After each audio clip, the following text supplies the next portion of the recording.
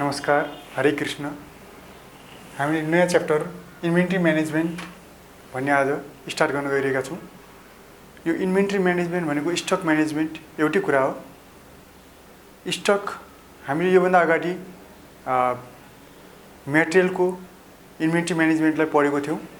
त्यो मेटेरियलमा हामीले LIFO FIFO मेथडलाई, weighted average मेथडलाई हेरेको थियौँ भने यसमा हामी स्टोरमै रहेर इन्भेन्ट्रीलाई कति क्वान्टिटीमा हामीले पर्चेस गर्दाखेरि हाम्रो लागि काम चल्ने गर्छ।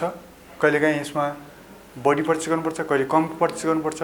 त्यो पर्चेस गरेको अनुसारले हामीले यसमा थोरै किनोटलाई हेर्नुपर्छ कि यसको मिनिङ छ, त्यो मिनिङ बुझ्नु जरुरी हुन्छ। जस्तै यसमा रिअर्डर लेभल भनेको छ।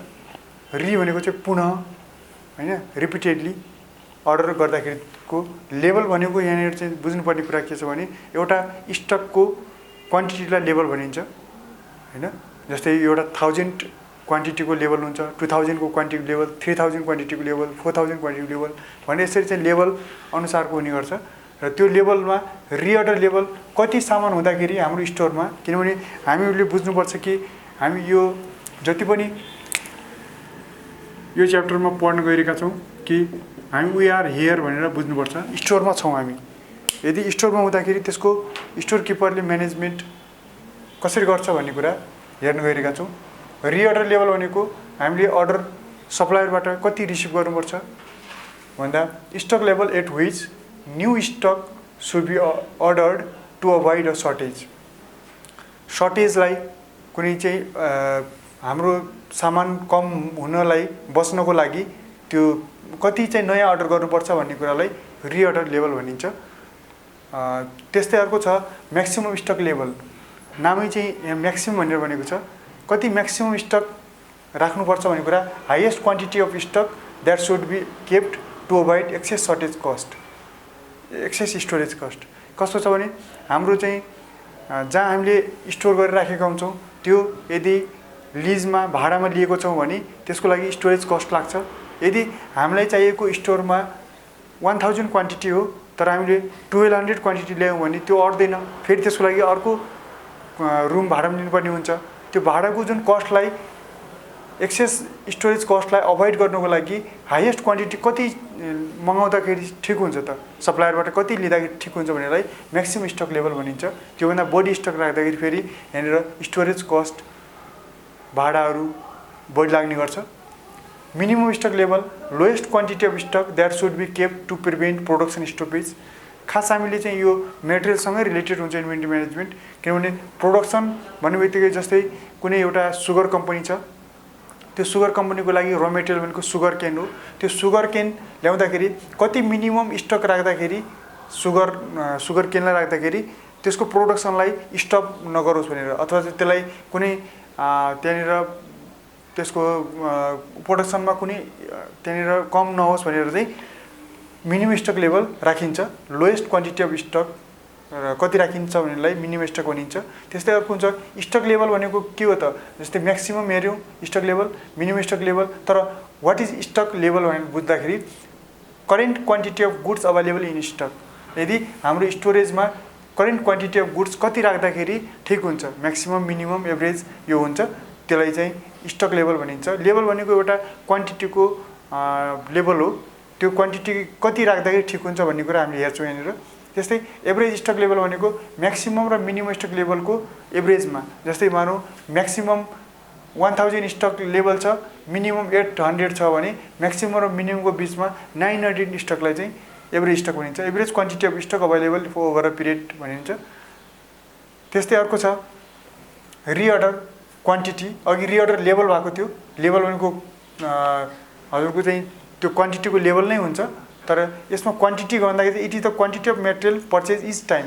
प्रत्येक टाइममा कति प्रडक्ट चाहिँ पर्चेस गर्नुपर्ने हुन्छ, जसले गर्दा हाम्रो प्रोडक्सनलाई स्टप नगरोस् भनेर त्यसलाई रिअर्डर क्वान्टिटी भनिन्छ। रि भन्ने बित्तिकै चाहिँ पुनः होइन, रिपिटेडली कति क्वान्टिटीलाई ल्याउनु पर्ने हुन्छ भन्नेलाई जनाउँछ। त्यस्तै अर्को छ मिनिमम कन्जम्सन। कन्जम्सन भनेको युज हो।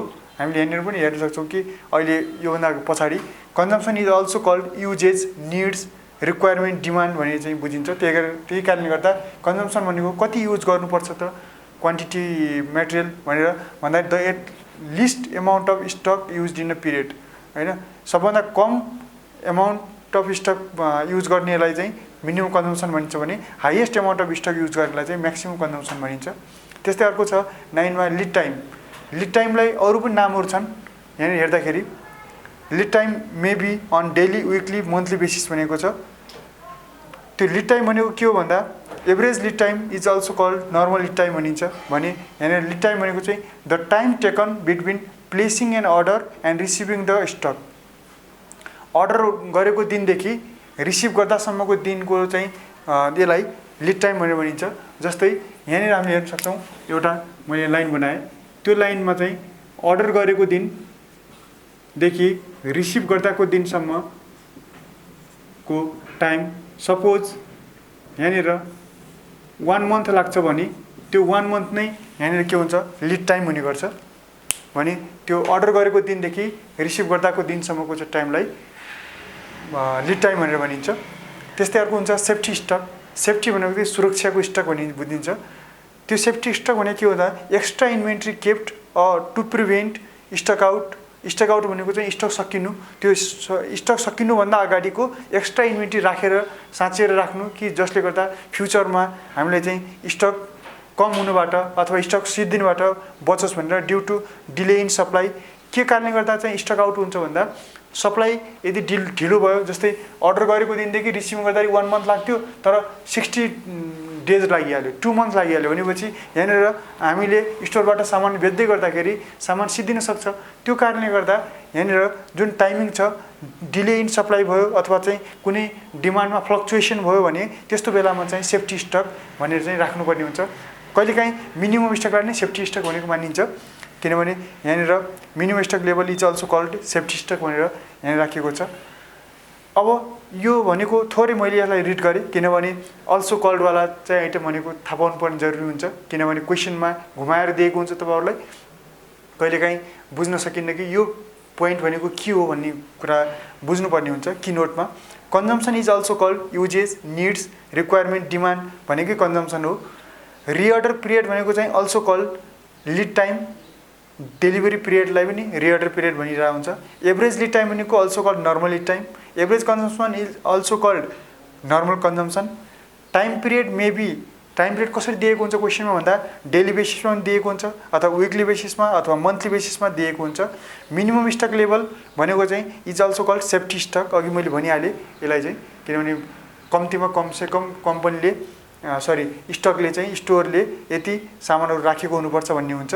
त्यस्तै डेन्जर लेभल भनेको चाहिँ नामै डेन्जर छ कि हामीले एभ्री इमर्जेन्सी सिचुएसनमा कहीँबाट चाहिँ सामान यदि हाम्रो कम्पनीमा हाम्रो स्टोरमा सामान सकियो भने त्यो बेलामा स्टोरलाई चाहिने सामान कहाँबाट ल्याउनु त भन्दा नजिकको सप्लायरबाट पनि मागेर चलाउनु पर्ने हुन्छ जसलाई इमर्जेन्सी सिचुएसनमा which issue of material is temporary stop. यदि टेम्पोररी स्टप हुन लाग्यो भने त्यति बेलामा चाहिँ डेन्जर लेभल भनिन्छ।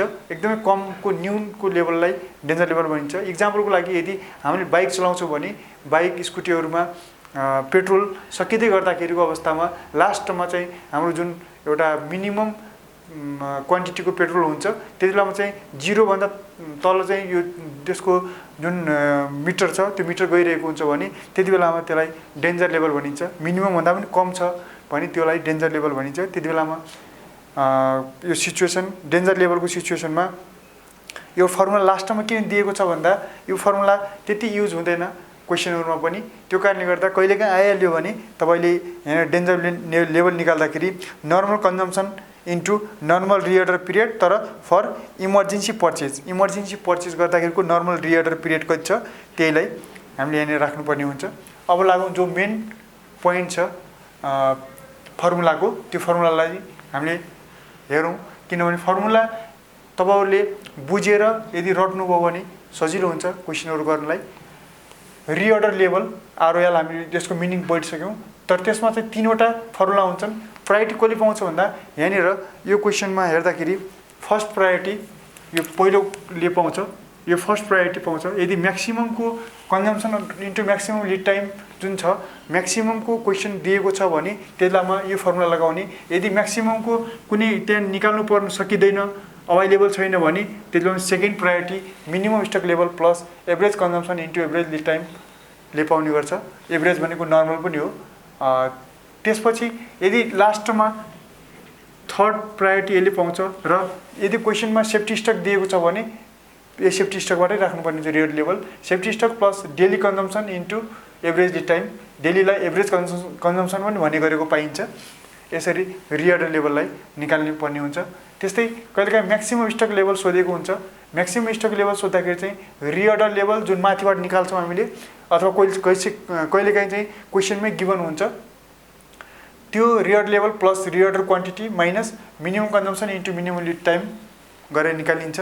र यहीँभित्रै एउटा क्वेसन कसरी क्रिएट गरिरहेको हुन्छ भन्दा रिअर्डर क्वान्टिटी निकाल्नु भनेर क्वेसनले यदि रिक्वायरमेन्टमा दिएको छ भने त्यति बेलामा यो फर्मुलालाई घुमाएर कसरी गरिन्छ भन्दा रिअर्डर क्वान्टिटी निकाल्नको लागि म्याक्सिमम स्टक लेभल यतातिर रिअर्डर लेभललाई अगाडि लैजाँदा इक्वलभन्दा अगाडि लैजाँदाखेरि minus reorder level plus minimum consumption into minimum lead time गर्ने हो भने रिअर्डर क्वान्टिटी आउँछ। यही फर्मुलालाई घुमाएर निकाल्न सकिन्छ। त्यस्तै नेक्स्टमा छ minimum stock level. Minimum stock level निकाल्दाखेरि चाहिँ रिअर्डर लेभल जसमा रिअर्डर क्वान्टिटी चाहिँ हुँदैन minus average consumption into average lead time हुन्छ। मिनिममको लागि एभरेज राखिन्छ, यो ख्याल गर्नु होला, भने म्याक्सिममको लागि मिनिमम राखिन्छ। त्यसरी पनि ख्याल गर्न सकिन्छ। एभरेज कन्जम्सन र एभरेज लिड टाइम निकाल्दाखेरि यो किन पोइन्टमा नम्बर दिएन भन्दा यो माथिकै चाहिँ एभरेज कन्जम्सन र एभरेज लिड टाइम यदि कहिलेकाहीँ क्वेसनले सिधै दिएको हुन्छ, कहिलेकाहीँ चाहिँ निकाल्नु पर्ने हुन्छ। त्यति बेलामा सिम्पल छ, म्याक्सिमम र मिनिममको एभरेज 2 ले डिभाइड गर्ने हो भने एभरेज कन्जम्सन आउँछ भने एभरेज लिड टाइममा म्याक्सिमम लिड टाइम र मिनिमम लिड